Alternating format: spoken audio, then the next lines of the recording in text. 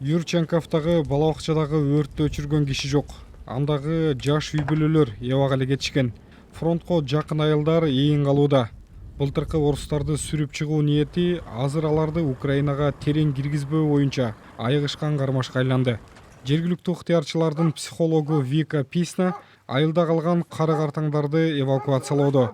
40 жыл жашаган үйүңдү таштап кетүү жаныңды кейтет, дейт Любовь. Бирок кетпесе атылган ок анын өмүрүн алып кетиши мүмкүн. Виканын тизмесиндеги кийинки жубайлар тобокелге карабай калууну чечти. Сиздерге жакшы кам көрүшөт, баары акысыз, деди Вика. Рахмат, бирок биз кетпейбиз, дейт Эмма. Биз баарын эвакуациялап жатабыз. Бул жер абдан кооптуу, көп аткылоолор болот, деп Вика дагы аракет кылып көрдү.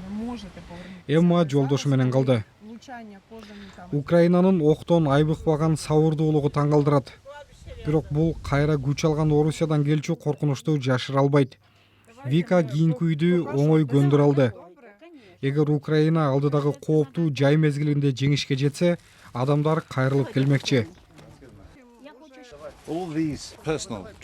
Валентинанын үйүн таштап кетиши сыяктуу жеке трагедиялар Украинанын чоң улуттук трагедиясына айланат.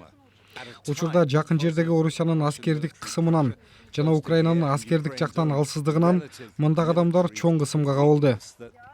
Бул 2 жыл мурун башталган толук масштабтуу кол салуудан кийинки айлардан берки эң чоң кысым. Бул Харьков шаарында эң көп байкалууда. Шаарга көп учурда Орусиянын заводдорунда жасалган ракеталар жана башкарылуучу бомбалар түшүп жатат. Украинада курал-жарак менен аскерлер жетишсиз. Бул жолу басмакына талкаланды. Харьковдун Орусиянын ракеталык соккусуна туруштук берүүгө алы жетпей жатат. Ракеталар бул жака 40 секундта эле жетет. Аларды жок кылуу үчүн АКШнын Патриот деген системасы керек. Ал бизде жок. АКШ конгрессинде бир нече ай бою кармалып жаткан аскердик жардамдын, айрыкча 60 миллиард долларлык пакеттин кечигүүсүнөн улам мында кыйроолор болуп жатат. Украина Орусияны токтотуш үчүн ишенимдүү курал-жаракка муктаж. Украиндер бул жерде талкалаган ракеталарды токтото албады. Жана алар асманда күзөттө жүргөн Орусиянын согуштук дрондорун атып түшүрө алган жок. Украиндер эмнени коргош керек деген оор тандоолорду жасоого мажбур болуп жатат.